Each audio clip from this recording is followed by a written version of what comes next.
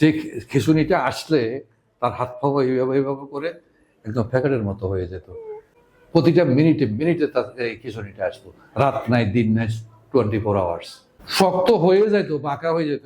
না পা দেখতেছেন না, পা কি অবস্থা হয়েছে, এই যে পা সব বাঁকা হয়ে গেছে খিঁচুনির সাথে সাথে। পরে হোমিও জগতে যত ভালো ভালো ডাক্তার সবার ওষুধ খাওয়াইছে, যে এর কি ছিল, কি অবস্থাটা ছিল। আল্লাহর ফজলে এখন সেটা নাই। যখন ঘুমাইতেছে কোনো খিঁচুনি নাই। ওয়ালাইকুম আসসালাম রহমতুল্লাহ। আমার নাম মোহাম্মদ কাউসার। আমার বাড়ি ফেনী সোনাহাদি। রোগী আমার নাতি। এখানে সর্বপ্রথম আনার উদ্দেশ্য হলো তার যে খিঁচুনি ছিল, অসম্ভব আকার খিঁচুনি।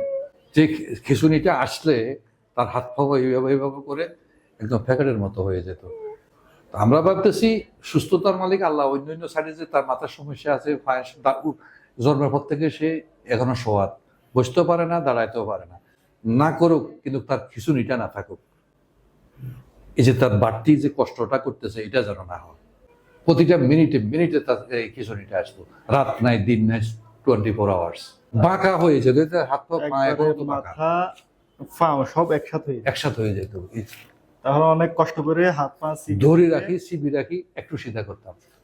পরে হোমিও জগতে যত ভালো ভালো ডাক্তার সবার ওষুধ খাওয়াইছে, কোনো কাজ হয়নি।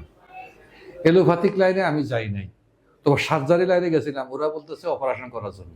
কি মাথায় ইনফেকশন হয়েছে, পানি উঠছে, মাথায় ইনফেকশন হয়েছে, ইনফেকশন হলে পানিটা দূর করতে হবে।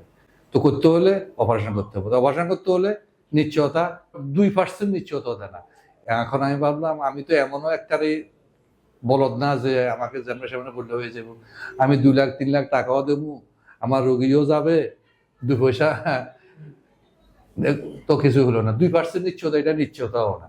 তো এইভাবে আমি অপারেশন করে নিয়ে আসি। আমি এই হোমিও লাইনে ঢুকলাম, খাওয়াইছি ঠিক আছে, কিন্তু ভালো ভালো ডাক্তার, এরা কলকাতা থেকে MBBS করা সব, উপকার হয় নাই। যে আসলে তোমার নাতিকে আল্লাহ তাআলা যে ওষুধের দ্বারা ভালো করবে, সেই ওষুধ তার ভিতরে এখনো যায় নাই। আর যে ডাক্তারের উচিতে আল্লাহ পাক তাকে ভালো করবো, তুমি তার কাছে এখনো যাইতে পারো নাই। কথাটা ছিল সত্য। এই যে 13 তারিখ জুনের, গত মাসের 13 তারিখে যখন তার এই সবাই বলছে মরে গেছে, আমি বাজারে গেলাম, আসলাম, আমিও দেখলাম, দেখি পাইতেছি ঠিক আছে, মরে গেছে, কি করবো আর। তখন আমি মনকে এমন দুর্বল করি নাই, আমি এই সচলভাবে থাকি, মোবাইল খোঁজ করে নিয়ে আমি বাইরে করলাম, করে এই স্যারের ঠিকানা নিলাম, এই ইমাম হোসেন স্যারের। এর আগে আমি নেটে স্যারের এই যে আজকে এখন আমার থেকে যখন সাক্ষাৎ নিতেছেন, অনেক লোকের সাক্ষাৎকার দেয়, তাদের এগুলো আমি অবজারভেশন করি।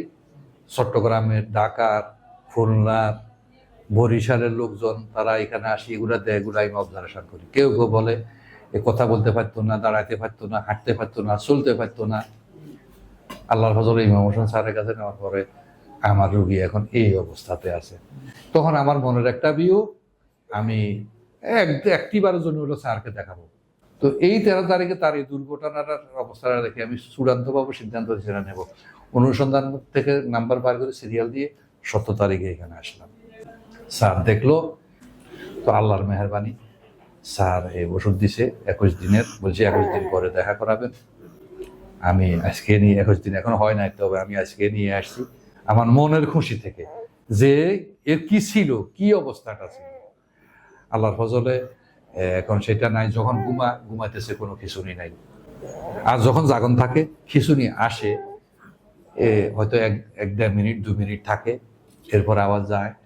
1-1.5 ঘন্টা পরে হয়তো আরেকবার আসে, হয়তো 1 মিনিট আধা মিনিট থাকে। তাহলে কোথায় সারাক্ষণ আর কোথায় এখন 1 মিনিট ব্যবধান আছে না? তাহলে অবশ্যই স্যারের ওষুধ আমার উপকার হচ্ছে ইনশাল্লাহ। শক্ত হয়ে যাইতো, বাঁকা হয়ে যেত।